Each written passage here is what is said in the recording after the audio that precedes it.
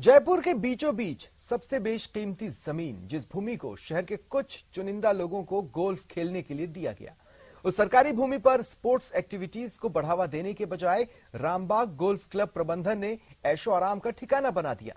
खेल के नाम पर अवैध निर्माण का खेल चला। ये रिपोर्ट देखिए।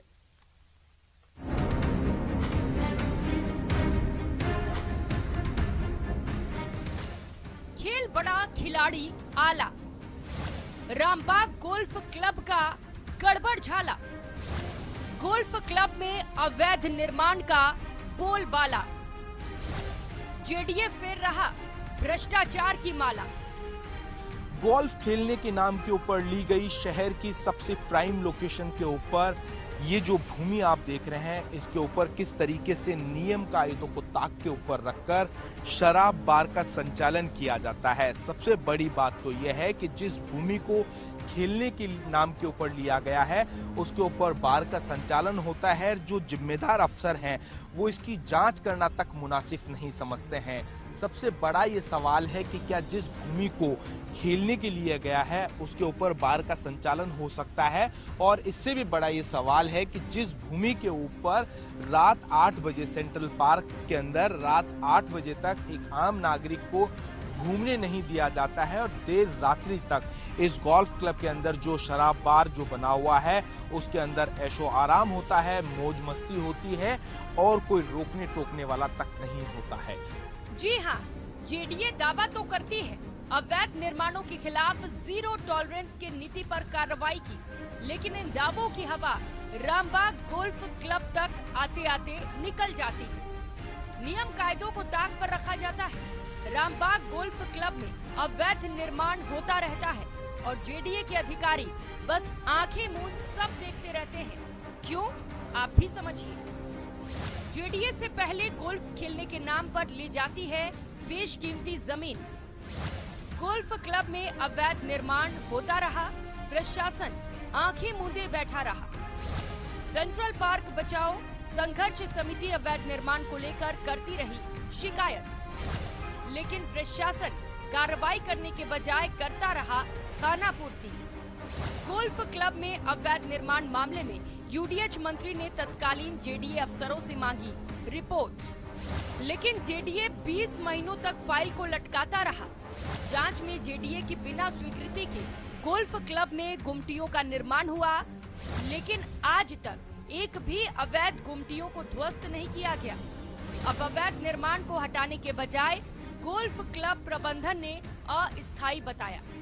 हमने जीरो टॉलरेंस की नीति अपना करके और हमने अविलंब पूर्ण ध्वस्तीकरण की कार्रवाइयां की, और जो मैंने बताया अपेक्षित विधिक कार्रवाइयां भी हमने की।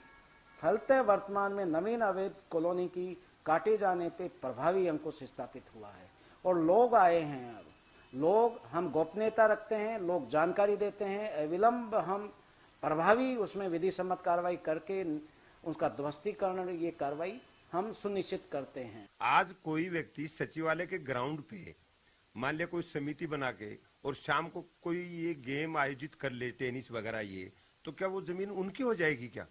वो तो आपके चीफ सेक्रेटरी की अनुमति से ही तो खेले पाएंगे वो।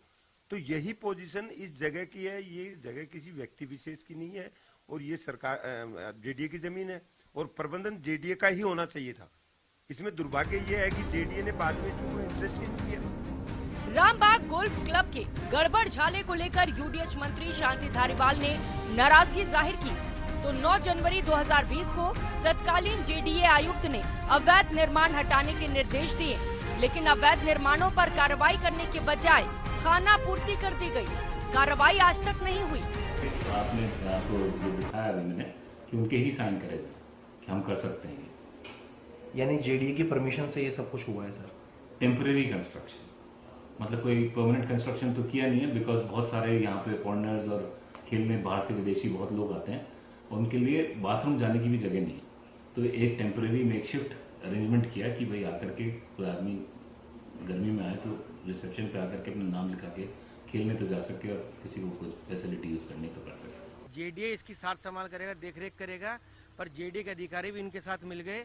साथ ही नो कंस्ट्रक्शन जोन था जिसमें इन्होंने गोल्फ क्लब वालों ने खुद ने ही इसको क्लब बना लिया, जबकि इसको बना के जेडीए को गोल्फ क्लब का कहीं और देना था। साथ ही अवैध गुमटियों का निर्माण हो गया, इसकी हम शिकायत करे जा रहे हैं और लगातार सिविल वर्क हुए जा रहे हैं, पेड़ काटे जा रहे हैं, लेकिन बार बार हमने यूडीएस को शिकायत देने, जेडी को शिकायत देने के बाद भी कोई कार्रवाई नहीं हो रही। लगातार इलीगल एक्टिविटीज हो रही है। खेल जारी है और खिलाड़ी इस खेल पर पर्दा डालने में जुटे हैं, लेकिन सेंट्रल पार्क बचाओ संघर्ष समिति को उम्मीद है सरकार इस ओर ध्यान देगी और रामबाग गोल्फ क्लब से अवैध निर्माण जरूर हटेगा। जयपुर से न्यूज़ 18 राजस्थान के लिए रोशन शर्मा की रिपोर्ट।